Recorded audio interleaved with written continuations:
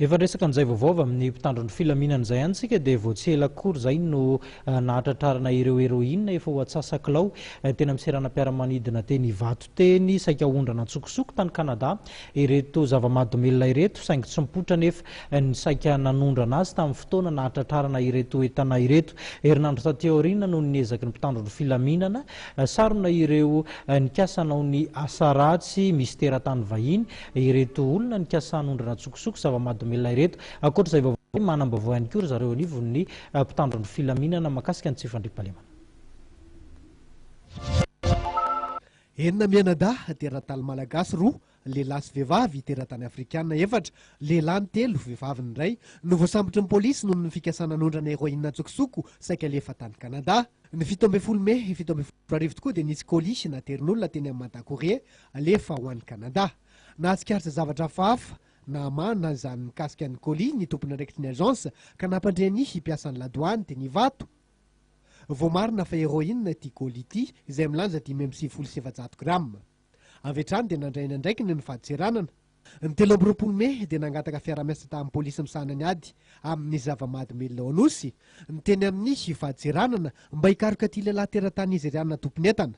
Nataony fanadihadian'ny polisy ka io andro ihany dia voasambotra teny Ivandra ny mpivady samy teratany afrikana ilay lehilahy nigeriana ary vehivavy tanzaniana.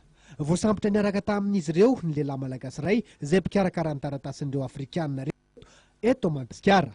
Ilay teratany malagasy mpikarakara ny taratasin'ireo afrikana no nasaina namarika ilay lehilahy nigeriana tompony entana ka niantso azy telefônina nanome azy fotoana teny Analakely.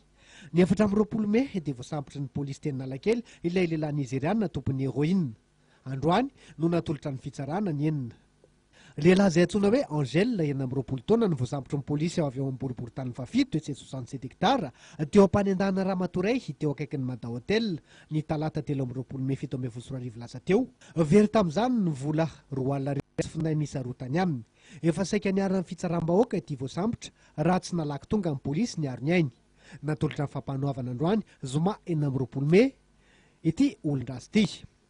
Tovolahy miisa roa miaraka amin'ny vehivavy roa hafa no voasambotry ny polisy miasa amin'ny service central des enquêtes spécialisées et de la lutte contre les fraudes documentaires teny amin'ny fanaovana passeport anosy mikasika ny fandefasana vehivavy ho an'ny Koweït.